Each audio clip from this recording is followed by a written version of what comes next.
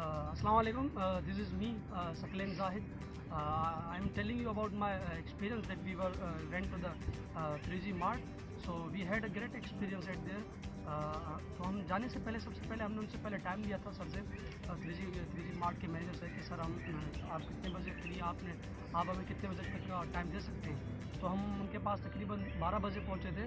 12 बजे पहुंचने के बाद जैसे कि हमें प्रोजेक्ट का हमारा हिस्सा था कि हमें खुद पहले विजिट करना था कि मतलब कैसी चीज़ें अरेंज हुई है कैसे नहीं हुई।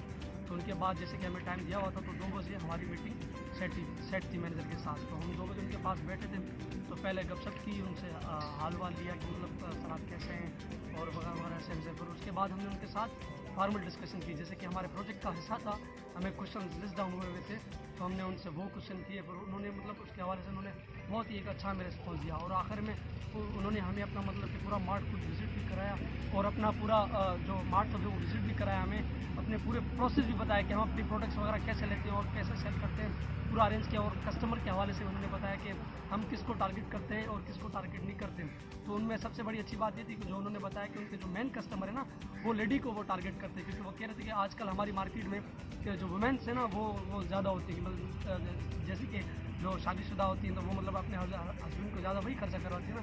तो उनका जो मेन टारगेट होता है तो वो वही होता है। As we know that strategies are very important for marketing. Without strategies, you cannot get the deep information from the manager or from any retail store. So, as a businessman, he has great information, but to convey a student is very difficult. So, as we went for the interview, the first strategy that we applied is the molding of the question. Keep on molding the question. Why? Because he's not going to let you give the information accurately that is of his business.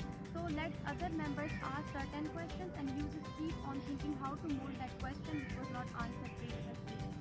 After molding that question, you will have an idea of the approximation data about the approximation of his business that will let you know a plan, business marketing plan.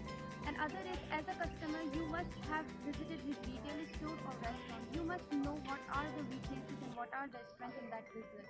If he is not directly telling you, just go for that, the thing that you experienced, the weakness that you suffered when you were a customer at that.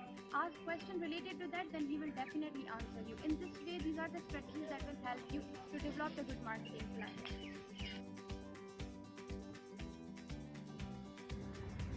Yes, my friend, as the difficulties are always part of every successful one. So we had many certain difficulties during the interview. So सबसे पहले हमने जो difficulty face की वो थी उनसे time लेना। And जो सेकंड डिफ़िकल्टी हमें पेश आई वो थी जब हम वहाँ उनसे इंटरव्यू लेने गए थे तो हमने उनसे कुछ सवाल किए। जब हमने उनसे कुछ सवाल किए तो कुछ सवाल ऐसे थे जिनके वो हमें जवाब नहीं दे रहे थे। तो हमने क्या किया, कौन सी स्ट्रेटजी अप्लाई की, हमने वही सवाल उनसे कुछ टाइम बाद कुछ सवाल पूछने के बाद डाइवर्ट करके पूछे तो हमें उन सवालों के जवाब मिल गए। देखिए, किसी भी इंटरव्यू का सबसे इम्पोर्टेंट पार्ट होता है कि लर्निंग। आपने कितना उससे सीखा और कैसे किया। सबसे पहली चीज़ जो हमने सीखी वो होती कोऑर्डिनेशन, मतलब आपकी ग्रुप में कोऑर्डिनेशन कैसी है, कोहेरेंस कैसे, सब में यूनिटी, एक प्लेटफॉर्म को सबको कैसे लेके आए।